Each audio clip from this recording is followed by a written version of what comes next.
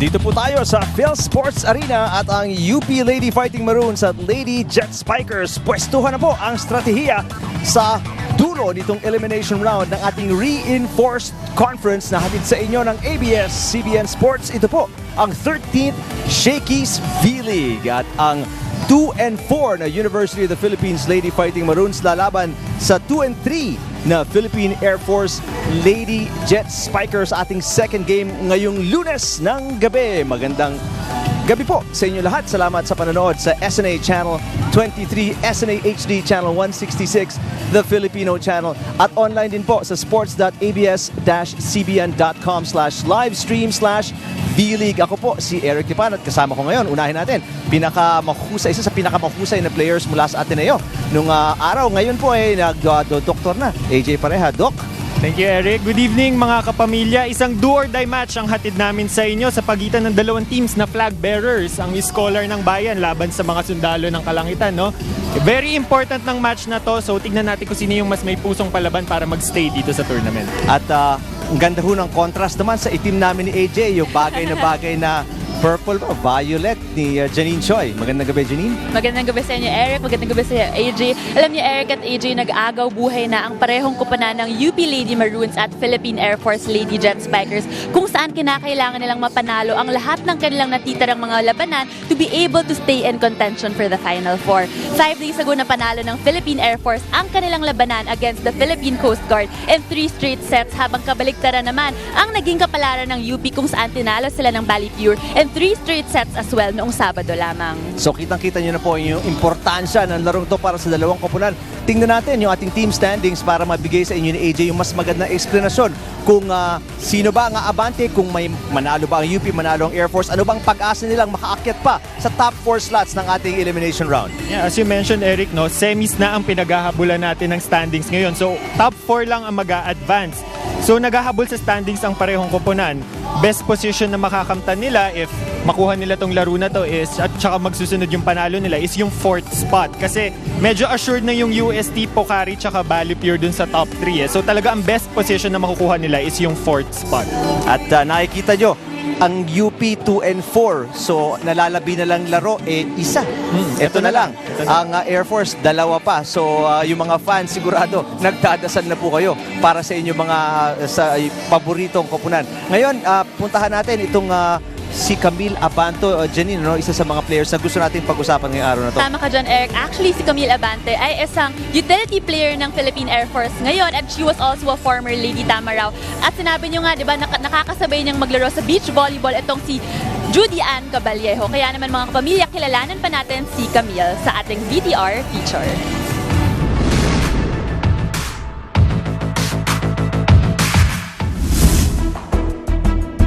Isa sa mga all-around players ng veteranong team ng Philippine Air Force ang lefty spiker na si Ana Camille Abanto. Ako yung isang player na kahit saan mo ako ilagay, tatrabaho ako. Nakilala siya sa FEU bilang MVP at UAAP champion sa beach volleyball noong season 71. Yung sa beach volley, parang gusto ko ba ma-experience yung maglaro sa buhangin. Interesting. Tapos naka 2-piece. So hindi ko pa na-experience. Para rin naman sa akin to para makapag-aral ako, makagraduate ako. Kakanang balikat! Ta! Kaliwang balikat! Ta! At upang makatulong sa kanyang pamilya, pumasok si Camille bilang enlisted personnel sa Philippine Air Force.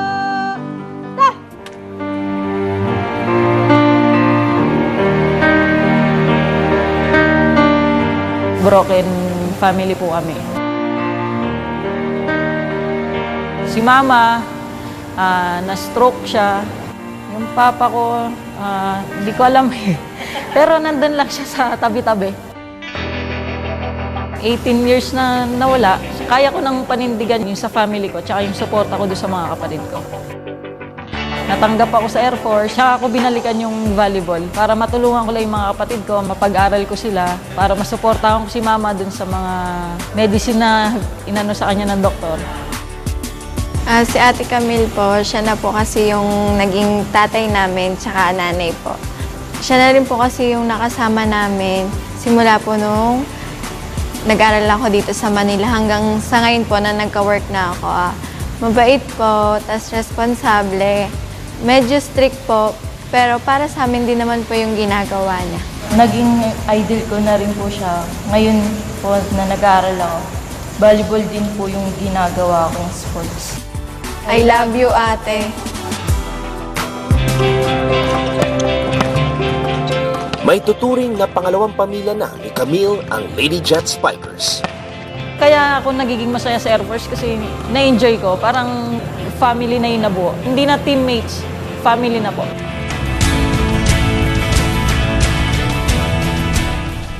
Meron pa akong gustong malaman regarding sa Air Force. Ano ba yung totoong Air Force? Ano ba yung totoong sundalo? Na pag tinanggal mo yung volleyball, ano ba yung magiging buhay ko pag nasa military ako? Siguro sa Air Force na ako tatanda.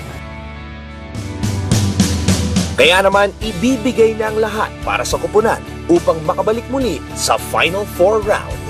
Yung mga sumusuporta po sa Team Air Force, maraming salamat po. Huwag po kayo magsawang sumuporta sa amin. Paghahandaan namin yung season na to para po sa inyo. Grabe, Eric at AJ, while watching that VTR feature, makikita natin talagang napaka-inspiring itong si Camille and makikita mo na talagang fighter siya. Mga kapamilya, para sa inyong mga katanungan at mga komento, i-tweet nyo lang kami sa @ABS-CBN Sports at gamitan ng hashtag na SBL on ABS-CBN. At para naman sa wala sa inyong mga tahanan, huwag kayong mag-alala dahil pwede nyo pa rin kaming mapanood live stream. Just visit www.sports.abs-cbn.com/livestream/VLeague. Eric, AJ, dito sa ating third conference, tuloy-tuloy pa rin ang ating Ronda Cam feature kung saan nagbibigay tayo ng first-person perspective sa ating mga manonood. Yan ang gusto ko makita. Ano bang ginawa mo ngayon, Janine? Abangan nyo yan. Sa ating pagbabalik, papakita natin kung ano ba yung ginawa ko today. Exciting. Okay, ladies and gentlemen, sabi nga ni Janine, magbabalik po tayo and pag-uusapan din natin, aside from the Ronda Cup, makikita natin yung stats ng huling laban ng Lady Jet Spikers. Diyan lang po kayo sa SNA.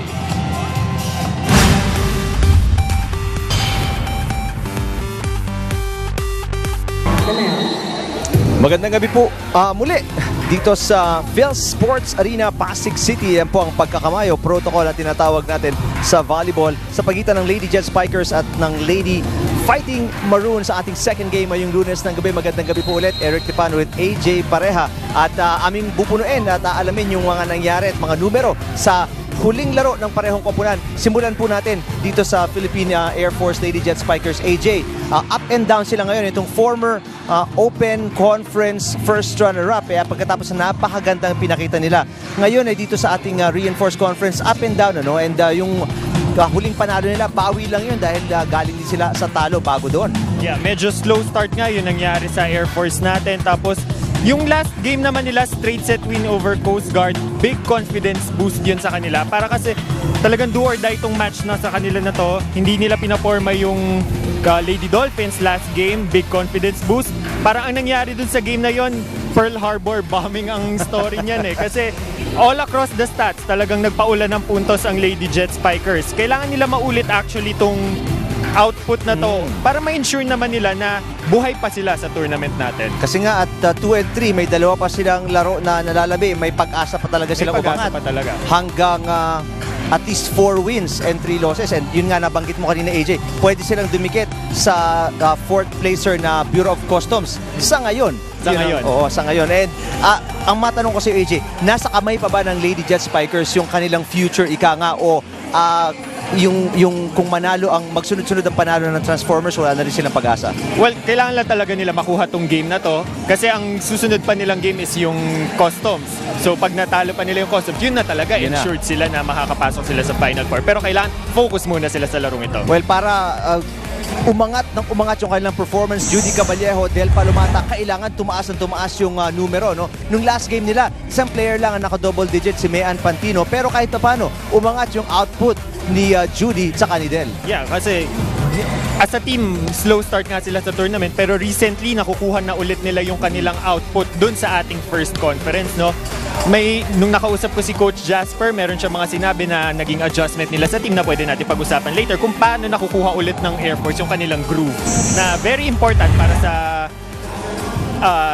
sa timing ng tournament natin ngayon. Oo, dahil nga 2 laro na lang para dyan sa 2 player na yan. And importante key players yan para sa Philippine Air Force. Hindi natin siguro maipapakita sa sa viewers kung gaano ka-importante na si Del at si Judy talagang A1 game ang ipakita nila ngayon at sa susunod na laban kontra sa Bureau of Customs Transformers. Now, nabanggit natin na ang Philippine Air Force Lady Jet Spikers up and down ng laro. Ganon din ang University of the Philippines Lady Fighting Maroons. Itong third placer nung nakaraang collegiate conference, hirap na hirap din. Pero bago tayo pumunta doon, puntahan muna natin itong interview ni Janine Choi with Judy Caballejo. Eric at AJ, kasama ko ngayon ang opposite hitter ng Philippine Air Force Lady Jet Spikers na si Judy Caballejo. Judy, para sa'yo, ano ba ang dapat ninyong i-improve para makakuha kayo ng seat sa semis? Siguro yung less error namin kasi lahat ng games namin parang sobrang dami naming service error. So yun lang, kailangan namin talagang i-less yung error namin. Sa tingin mo, ano ba ang advantage niyo against sa napakabatang team na UP? Ayun, bata nga sila. So, yung pagiging veterano na lang siguro namin yung mas aangat ngayon sa laro namin. And ilalabas lang namin siguro yung maturity namin sa loob ng court mamaya. Maraming salamat, Judy. Good luck sa inyo mamaya. Balik sa inyo, Eric at AJ. Well, nadinig natin yun, AJ, no? Service error at gamitin yung maturity at experience, yung pagiging veteran nila kontra sa batang University of the Philippines. Paano nila magagawa? Especially gusto kong interesado ako na malaman kung paano nila maiisahan itong UP dahil pagiging veterano nila. Kasi alam natin, itong UP matagal na rin naglalaro magkakasama. Well, yung pantay sa kanilang team is lahat sila meron ng gelling yan eh. So, yung pagiging veteran na lang, yung maturity, yung nagiging kulang nga nila sa kanilang mga laro is sa una makukuha nila yung early game, kaso nga lang yung panapos, yun yung nagkukulang sila. So yun yung challenge sa kanila ngayon is how to make good with their end game. Well, UP, galing lang to sa talo naman, pagkatapos ng napakaganda nilang mga laro dito sa ating Reinforced Conference, na-sweep sila ng Bali Pure. Kamakailan lang. Yun ang isa sa pinakamasakit na talo nila dito, AJ, dahil yun nga, lalo silang nabaon, 4 losses, may hirapan sila magkabol kasi yung mga teams na nasa taas, 3 losses lang yung pinakamarami. So dun pa lang, dehado na sila.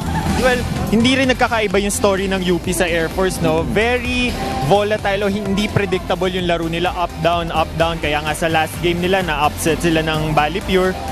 Pero na-prove naman ng UP all throughout this tournament na kaya nilang pumalag sa mga veteranong team. Na-upset nga nila yung Lawag sa isa nilang game. Pero nangyayari lang yun pag lumalabas yung laro ng lahat ng players. And speaking of players na kailangan lumabas ang laro, medyo natahimik yung performance ni Isa Molde dito sa ating Reinforced Conference. Mataas nga yung hopes ng UP, ng kanyang team at ng mga fans, pero si Isa medyo nag-struggle nung ilang mga games na nakaraan sa UP. Well, nung last collegiate conference natin, ito yung isa sa mga matutunog na players nun, si Isa Molde. Pero tingin ko nangyayari sa kanya kasi ngayon merong sophomore syndrome, so siya yung parang talagang tina-target ng ibang team, siya yung to look out for. Pero sa mga games na na-cover ko yung UP, napapansin ko na pag nagpo-perform yung ibang key players, yung mga middles, yung other open, medyo nawawala yung pressure for Isa Molde at nakakapag-perform siya. So, ang ibig mo sabihin para lang sa mga fans, so kailangan ni Isa ng, syempre, assistance din sa kanya mga teammates. Kasi markado na siya eh. Pag tinatanong ko yung mga ibang coaches, sino yung to watch out for sa UP, laging isa si Isa Molde sa mga sinasabi nila. Well, tingnan natin yung magiging adjustment ni Isa Molde sa game na to. On a personal level, syempre, kasi yung sa mga teammates niya, hindi natin malalaman kung anong ilalabas sila ngayon. Nakausap si Isa kanina ni Janine. Eric at AJ, kasama ka naman ngayon ng open spiker ng UP Lady Maroons na si Isa Molde. Isa, para sa'yo, ano ba ang mga struggles ng team ngayong Reinforced Conference, lalo na at third place finisher kayo noong collegiate conference? Kailangan namin i-improve yung execution namin sa spikers and kailangan din namin i-improve yung basics namin. Gaano kalaking challenge ba na makakaharap niyo ang isang veteranong team katulad ng Philippine Air Force Lady Jet Spikers? Malaking challenge siya kasi veterans na nga sila and siguro may matutunan naman kami sa kanila kasi dati pa silang naglalaro. Maraming salamat, Isa. Balik sa inyo, Eric at AJ. medyo mahihayin pa rin si Isa kahit sa pagsasalita. No? Pero as she develops into a leader para sa kanyang team, a big contributor, matututunan niya rin maging much more aggressive. Pero AJ, nabanggit natin kanina, para sa kay Isa, I mean, regardless kung ano man gawin ng kanyang mga teammates, paano niya maiaangat yung laro niya para makapanalo yung UP ngayon? Well, for her, kumpiyansa lang talaga sa sarili. Ang important dyan is hindi siya pagmula ng error para makuha niya yung confidence niya ulit na maka-rake in ng points para sa UP. Well, tingnan natin. UP fans, I'm sure, lalo na mga Isa Molde fans, excited makita kung paano mag-a-adjust si Isa Molde laban sa depensa na inihanda ni Coach Jasper Jimenez at ng Lady Jet Spikers. Sa mga gustong mag-komento sa Twitter po at ABS-CBN Sports, gamitin lang ang hashtag na SVL on ABS-CBN. Meron din po tayong Instagram, medyo bago-bago pa to, kaya magpadala lang po kayo ng mga picture. Kung meron din kayong video, pwede din po yata dyan. ABS-CBN_sports. At yung mga videos na may papadala ninyo kung papasa kay AJ, baka gawin nating Ronda Cam. And speaking of Ronda Cam, meron yata tayong nakuha kanina. Si Janine, sinabi niya may ginawa siya. Tingnan natin dito, AJ. Oh. Nasa score sheets siya. Inaaral niya kung paano ina-allocate ang points sa game natin. Gano'n ba kahirap yung trabaho yan, AJ? Well, kailangan talaga keen eye ka dyan. Tsaka kailangan very accurate. Kailangan alam mo kung ano yung nangyayari talaga sa court. Kasi one wrong press dyan, mag-iiba talaga yung scoring . At mukha namang nagko-concentrate si Janine. Tignan natin kung tama yung ginawa niya. Laban kanina yan ng Lawag tsaka ng Pukari. Tignan natin kung magkamali yung mga stats. Sa dulo, nanalo nga po pala ang Pukari. Come from behind win yun. Kanina ang ganda kontra sa Lawag. Pagkatapos makakuha ng match point ng Lawag at 24-18 kung di kami nagkakamali. Well, excited na po kayo. Excited na rin kami. Itong Lady Maroons at Lady Jet Spikers. Susunod na DJ Jams magpapatugtog set number 1. Pagbalik lang natin dito sa SNA.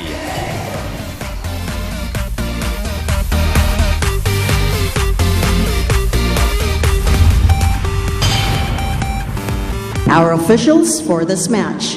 First referee, Mr. Romulo Reforzado, National Referee. Second referee, Mr. Fernando Velarde, National Referee. Let's now call on the starting 6 from the Lady Jet Spikers of the Philippine Air Force. Let's start off with the team captain, number 7, Wendy Ann Simana. Jersey number 6, Mary Ann Pantino. Number 11, Judy Ann Caballero. Number 12, Joy Gazelle Cases. Jersey number 13, Del Palamata. And number 17, Jocelyn Tape. With starting libero, number 1, May Denise Crisostomo. And head coach, Technical Sergeant Jasper Jimenez. Let's now meet the starting 6 from the Lady Maroons of the University of the Philippines. Let's start off with the team captain, number 8, Catherine Adriel Bersola. Jersey number 10, Marialina Isabel Molde. Number 11, Marian Alisa Buitre. Jersey number 16, Rosemary Kaling. Number 18, Diana May Tots Carlos. And number 19, Nicole Ann Tiamzon. With starting libero, number 12, Princess Ira Geiser. And head coach, Mr. Jerry Yee. This is match number 22 of the preliminaries. Good luck to both teams. Wala pong pinagbago ang lineup ng parehong koponan sa kanilang last game hanggang sa ngayon. Para sa Air Force, syempre, para kay Coach Jasper Jimenez, huwag mo nang galawin yung magandang chemistry. Ika nga. Pero kay Coach Jerry, ito na siguro yung gagamitin niya rin sa UAAP. Parang ganyan yung nakikinikinita akong lalabas, ano? Yun nga sa UP, usual faces na kilala natin yung lineup nila. Pero nung nakausap ko si Coach Jerry, sabi niya meron siyang mga surprises na ipapasok . Hindi pa natin nakikita ngayon, pero yung second libero, iba. Hindi yung si Estraniero na kadalasan na nagsa-second libero sa UP. Ang ginawa niyang second libero ngayon is Justin Dorog na open spiker. So, tignan natin kung ano yung mga surprises ni Coach Jerry for this game. Isa na yun. Malaking pasabog yun. Ika nga, AJ, ano? Simula na po ang ating set number 1. At kita natin, Bumira mula sa labas si Carlos na outside. Eto na, makikita natin agad. Justin Dorog papasok para sa UP as libero. Kakaiba, no? I'm sure marami sa mga fans ng UP hindi sanay makita si Justin na Kasi iba yung alam kulay. nila na malakas, isa sa mga malakas pumalo, malakas bumraso to si Dorog. Tapos ngayon, libero ang kanyang posisyon. Nasabi ba ni Coach Jerry kung anong dahilan kung bakit may konting pagbabago sa posisyon ng ibang mga players niya? Well, it stems out pa rin dun sa issue nila na injured yung main setter nila, si May Basarte. No? So, ang nagiging setter nila ngayon si Kailing. Pero, nawawalan sila ng backup setter. Pag minsan nawawala sa laro si Kailing. So, si Estraniera, siya yung ginawang backup setter for this game. So, si Coach Jerry nandun pa rin siya sa stage, experimental, nagpapaikot pa rin siya ng players. So, at this point naman, less pressure for them. Although may chance pa talaga sila makapasok sa semifinals, pero kahit slim pa yon, of course, naghahanap pa rin si Coach Jerry ng position para ma-maximize yung rotation. UP naghahanap ng kanilang unang punto. Semana Inangat Caballejo. Si Pantino naka-G sa kanila, na-block doon. Ito si Caballejo, malakas. Molde nag-angat. Kailing, punta kay Tiamzon. Magandang rally to. Tiamzon, ang layo ng palo outside. Kasi nakaporma na kasi yung blockers ng Air Force. So yung kailangan ni Tiamzon is paano niya mapapasok yung bola na hindi matatapik ng blockers. So she tried for a sharp cross, kaso nga lang medyo sumobra.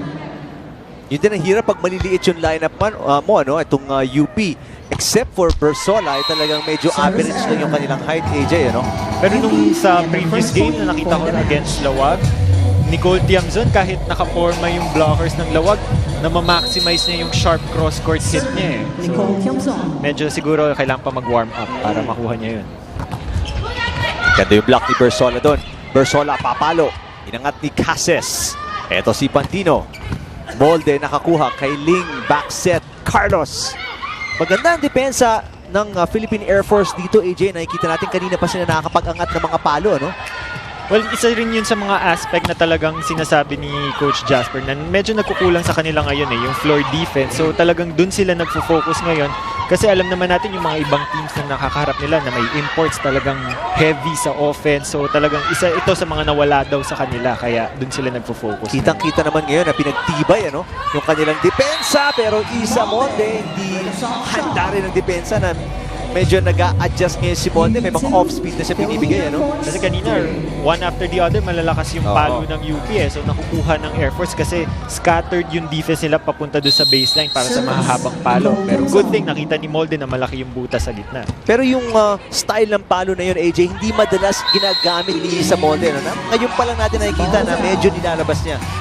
So well, curious tayo kung ano pa yung mga magagawa niyang palo. Kasi nga, struggling siya sa points output ngayon. Diba? Si Arlene, good luck sa mga idols ko. UP Fight, hashtag Team Bahay, hashtag SVL on ABS-CBN. Si Jella at ABS-CBN Sports. Go UP, go Wonder Girl for the win. Kaya niyo yan, watching all the way from Iloilo City. Well, itong UP, AJ, pagkatapos mabaon ng 3-0, naka-apat na sunod. At lamang na sila ngayon, 4-3. At 2 points doon, galing kay Molde kaagad na sinasabi natin medyo struggling pero ngayon mukhang maganda yung gising niya. Tsaka mas nakikita natin yung opensa, mas maganda yung pag-ikot ng bola, ika nga, no? Well, it all starts with a good floor defense. So, alam naman natin si Geyser, steady, reliable sa likod. So, pag makuha lang talaga ng UP yung groove nila, kaya talaga nila makapalag sa mga veteran teams. Pero ito, ipalo ni Pantino, hindi na depensahan sa net, hindi nakuha ni Geyser. 4 all. Kailing, punta kay Bersola. Bersola, babawi para sa UP. What I noticed sa laro ng UP, no, pag maganda yung laro ng kanilang middle, si Bersola at si Buitre, nawawala yung focus sa mga wing spikers. Kaya mas nagiging unpredictable yung magiging attack ng UP. Mas nahihirapan yung mga ibang teams. O, tingnan natin, maganda ang nilalaro so far ni Bersola sa panimula. Molde, pumalo. Cases, medyo kulang yung pag-angat. Hindi na nabigyan ng second touch ng Air Force. UP lamang ng 2. Coach Jasper Jimenez at ang kanyang koponan. May pag-asa pa talaga itong makipag-tie sa Bureau of Customs. Napakinggan natin, AJ, ang susunod nilang laban, Customs pa, no? Well, yung mangyayari is, halos pareho sila ng standing ng Customs. Pag nagharap sila, pareho silang 3-3 if ever manalo ang Customs sa next game nila. So yun yung magiging parang playoffs nila for that fourth spot. Puntahan natin courtside si Janine Choi. Eric at AJ, kaninang umaga ay nagkaroon ng Thanksgiving ceremony ang kupunan ng Lady Jet Spikers kung saan nagmisa sila at kasunod nun ay nagkaroon sila ng ceremony kasama ang kanilang commanding general at Budal Fight. Ang dahilan ng Thanksgiving ceremony nila ay dahil sila ang naging overall champion noong 2016 AFP Olympics. Ang sabi nga ni Judy Caballero, ang Olympics na naganap nito lamang nakaraang buwan ay parang UAAP nila sa Villamor. Ang dagdag pa ni Judy na ang posibleng dahilan kung bakit bumaba ang laro nila dito sa Reinforced Conference ay dahil nag-start na silang uminit noong unang Open Conference dito sa B-League. Nag-peak sila sa AFP Olympics at ngayon naman ay bumaba ang laro nila kaya alam nila na kailangan talaga nilang mag-recover lalong-lalo na at dahil delikado na ang kalagayan nila dito sa Reinforced Conference. Balik sa inyo, Eric at AJ. Salamat, Janine. May ganun talaga pag mahaba yung season mo, AJ, no? Kailangan mo matutunan kung paano i-pace yung sarili mo dahil pag kinapos ka, naubusan ka, tulad nga nailabas nila halos lahat sa AFP Olympics, ngayon, nagkukumahog sila na makakuha ng mga panalo dito sa ating Reinforced Conference. Actually, Eric, yan yung sinabi na reason din ni Coach Jasper nung nakausap ko siya na ano ba yung nangyayari sa Air Force ngayon, but slow start sila. Sabi niya kasi, talagang yung focus talaga nila nung nasa AFP Olympics, nakalaban nila Army, sila yung nag-champion. Pero nung tournament na yun kasi na-reach na daw nila yung peak nila. So ang nangyayari sa kanila dun sa start ng tournament natin is nag-plateau na talaga sila. So tapos sabi niya pa na twice a day yung training nila noon for AFP Olympics. So medyo may fatigue factor na pero ngayon binawasan na nila yung training. Ngayon, dikit ang laban kontra sa UP para sa BAF. Lamang lang ng isa ang Lady Maroons kontra sa Lady Jet Spikers. Set number 1.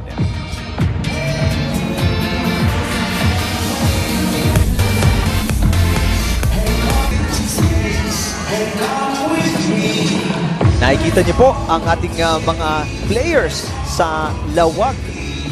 Shakey's Fun Family Pizza mula dito sa PhilSports Arena. Itong mga girls na to na siyempre nanghihinayin sila sa nangyari kanina, AJ, ano? Nakatikim sila ng set point sa set 3 para ma-extend pa ng set 4, no? Pero medyo nagkagulo-gulo sila dahil tinibayan ng Pocari yung laro nila. Pero doon sa feature kanina, ang nasa gitna si Shola Alvarez. Siya yung reason kung paano nakahabol naman yung Pocari Sweat doon sa game na yun. Pero off the court, all friends naman yung mga players na to eh.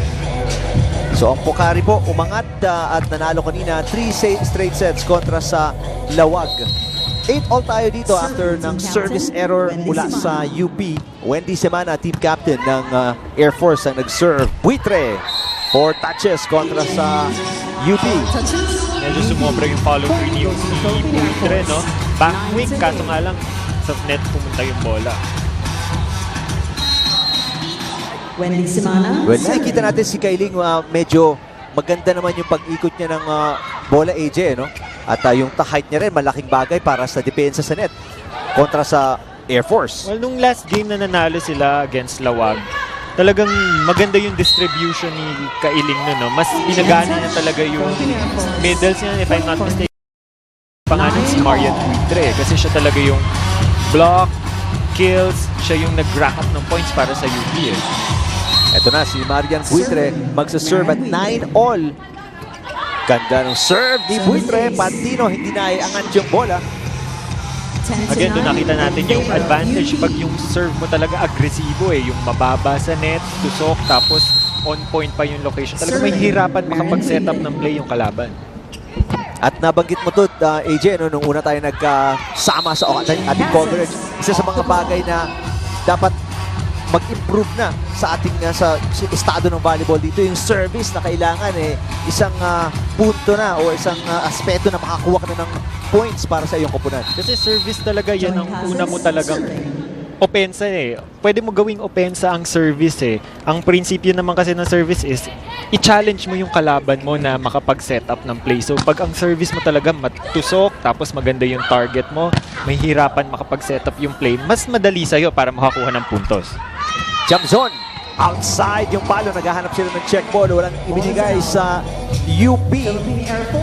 Palitan lang dito ng puntos, AJ. No? Minsan unforced errors din. Kaya nagkaka-points yung kalaban.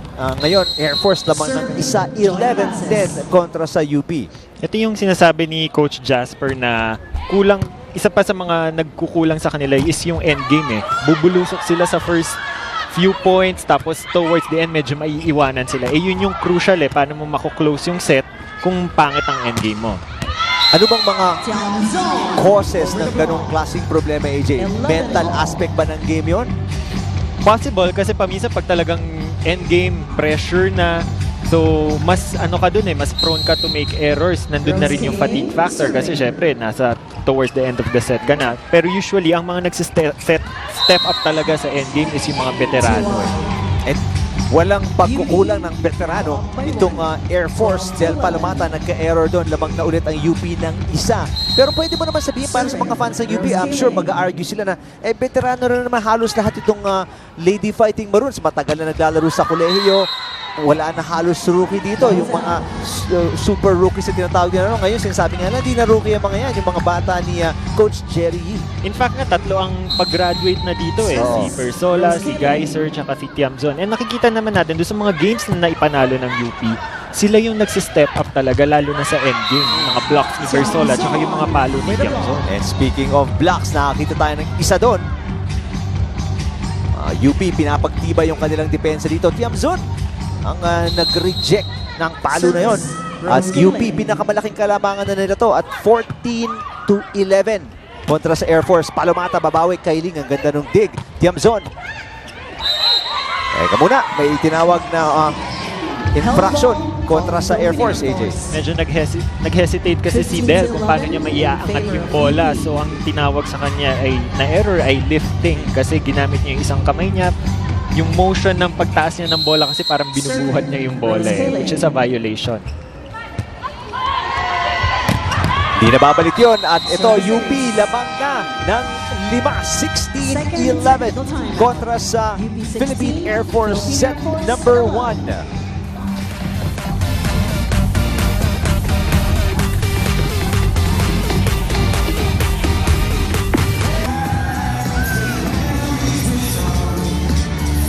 DJ Jabs ang kasama natin dito sa Phil Sports Arena, Pasig City, ang ating second game.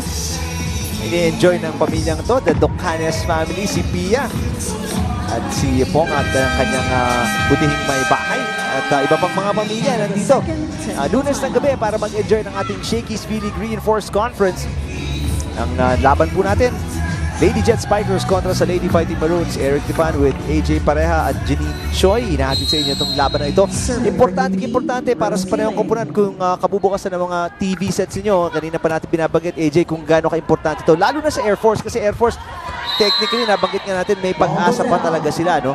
Na hawak pa nila sa kanilang mga kamay yung chance ang makapasok sa semifinals. Yun nga, yung sa situation natin, parehong may chance pa rin pero mas malaki lang talaga yung chance ng Air Force kasi sa kanila, pag nanalo sila, doon may chance sila. Yung UP, kahit manalo is magre-rely pa rin sila sa magiging performance ng ibang teams para makapasok sila sa semis. Pero maganda ang posisyon ngayon ng UP. AJ, lamang sila ng 5, 17-12. Pagkatapos magsimula ng medyo mabagal-bagal, natambakan nga sila 3-0 dito ng Air Force. Ngayon naman umalagwa. Pero more dahil sa errors ng Air Force, marami-rami. Yun nga yung sinasabi ni Coach Jasper, na bubulusok sila sa simula, mid-game maiiwanan hanggang sa endgame, hindi na sila makakahabol. So yun talaga yung challenge ngayon, lalo na dun sa mga veteran players ng Air Force. Si Wendian, yung captain, yung setter. Kung paano niya mapapa-motivate yung team nila na talagang bumulusok until the finish. Si Coach Jasper Jimenez tumawag na ng timeout dito. Palaki ng palaki ang kalabangan ng kalaban. Pakinggan natin ang Lady Jet Spikers. What's up tayo? Lalo na sa receipt natin. Tatlo yan. Huwag overlap. Pag sinet sa inyo, Spiker, gawin yung paraan. Walang mababa, huwag kayo magdahilan. Okay, gawin nyo ng paraan kasi pinaghirapan na receipt eh. Nagsusunod-sunod yung error natin. 3, 4, 5. Kailangan patayin natin sunog. Huwag natin pabayaan lumaki. So, nawawala yung injury. Nakakapatay tayo, bali wala sa akin.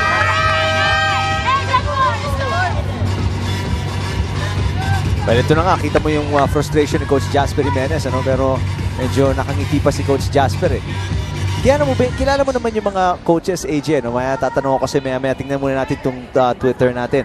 Veronica, at ABS-CBN Sports UP Fight, Go Lady Maroons, hashtag SVL on ABS-CBN. Si Dean, Go Philippine Air Force, fight, fight, fight, hashtag SVL on ABS-CBN. At si Paul, Bawi Air Force, kaya yan, hashtag SVL on ABS-CBN. Nag-hold back ba itong ating mga coaches dahil alam nila sa TV sila? Minsan pag parang galit na pero kailangan all smiles pa rin. Pero going back to your question kanina, yung sa coaching panel ng Air Force, ang kilala ko is si Ting Balse, player ng UST before, champion team. So siya sa key players nung 4P. As far as I know, nung kapanahunan namin, UST talagang dominant sila sa tournament sa UAAP nung time na yon. Tapos, featured player natin, si Camila Banto. Kasabayan ko rin yan nun. Isa rin sa mga key factors sa mga championship trophies ng FEU. Oo. Well, lumalaban ngayon ang Lady Jet Spikers. Pero si Bolden, binigyan sila ng isang palo doon na hindi na nila naibalik. Sabi nga ni Coach Jasper, talagang binabantayan nila ngayon for this game is si Molde at si Bersola. Pero kita naman natin na nag-co-contribute din ng points si Nicole Tiamzon. So, dahil doon, talagang hindi mo alam kung sino talaga yung magiging focus mo eh. Unlike before na alam na nila kung sino talaga yung tatargetin or yung babantayan. Well, mag-a-adjust si Coach Jasper Jimenez sa lineup na ngayon. Antipwesto, papasok, papantan si Topic. Ang UP, depensa at opensa na pinagkukuhanan nila ng puntos ngayon. Pati sa service, Tiamzon, hindi na ganun kakargado pero nakakuha pa rin ng puntos ang UP.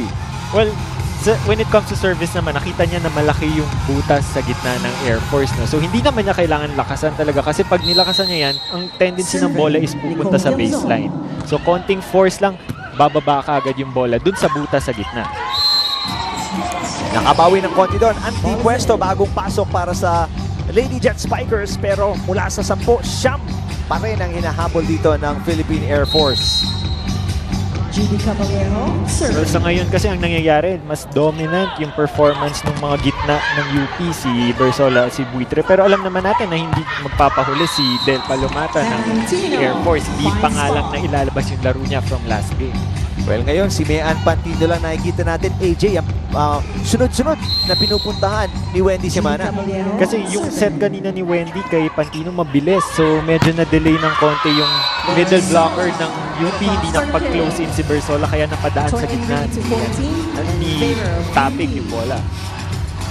Pero eto ngayon, ang UP naman hindi mapigilan ng depensa ng Air Force. Kanina medyo maayos pa yung floor defense nila, AJ. Pero ngayon, net defense, floor defense, halos wala na para sa Philippine Air Force. Semana, tinapit na lang. Dun sa kanilang timeout, nakikita kong frustration kay Coach Jasper is masyadong minamadali ng Air Force yung kanilang play. So pag masyadong minamadali, na mas nagiging tentative yung galaw ng mga players eh. Sa pagsabi mo ng pagmamadali para malinawan din yung ating mga viewers, mabilis masyado yung pag-execute ng plays. Masyadong mabilis, mababa yung bola, so hindi sila nakakapwesto ng maayos. So kailangan sa volleyball talaga, para makapag-set up ka ng play, dapat makapunta ka muna sa pwesto mo bago ka bumuelo. Yun yung medyo nagkukulang pa sa Air Force ngayon. Naghahabol dito ang Lady Jet Spikers, 15 serving 23. Kailing underhand set, Buitre na block doon ng depensa ng Air Force. Eto susugod sa kabila. Carlos pupuntos, set point para sa UP. Now it's set point advantage. Dito natin nakikita, AJ, hirap na hirap ang Air Force. Ano? Si Kailing, ang ganda na ginagawa. Magkabi ng gilid, dinadala niya yung bola at i-stretch niya yung depensa ng Air Force. Yeah, maganda yung decision ni Kailing nun kasi na-block si Buitre sa open side. Nakita niya nandun pa rin nakaload up yung blocker. So, binilisan niya yung set sa likod para at least walang blocker si Tots Carlos. Pakinggan natin ang timeout ni Coach Jimenez. Saka, bakit gano'n? Pinapabayaan lang natin na maside out tayo na maside out. Kapitan natin, sipag yan, ha? Pag umabol ka sa kaliwa, iwan mo yung kanan. Lagi ko naman sinasabi yun eh. Okay? Pag sa kaliwa, iwan kanan. Ha? Okay, go. Let's go. Kapitan natin. Depende yung ganito. Well, set point na para sa UP. So, kailangan bunuin to. 9 na puntos, 9 na set points. Kailangan bunuin ng Philippine Air Force. Gaano kadalas, AJ, na pag ganito na yung sitwasyon, 9 set points, 8 set points ang kalaban, gaano kadalas yung para sa coach sige, execute lang kayo pero hindi na natin kailangan habulin to. Next set na tayo babawi. Well, usually nangyayari pag ganitong set point na magtatawag talaga ng timeout yung coach para lang ma-break yung momentum ng other teams. And who knows, baka makapag-gain pa ng momentum yung current team para makahabol. Kanina nga sa first game, kitang-kita natin, 18-24, nahabol pa at nakuha pa yung set ng Pocari. Palomata. And doon na nagtapos dahil ulit sa error ng Air Force. Parang halos ganun yung kwento AJ ng Air Force ngayong set number 1, ano? Hindi pa nila makuha yung groove talaga nila. Wala yung kanilang fighting form. Parang they're relying on sa error ng UP para makapunta sila. Ay, nakita natin yung play na yun. Carlos Pumuntos, ating shaken play of the set UP. Pagkatapos ng medyo mabagal-bagal na simula, bumulusok sa dulo at tinapos ng mabilis itong first set kontra sa Philippine Air Force 25-16.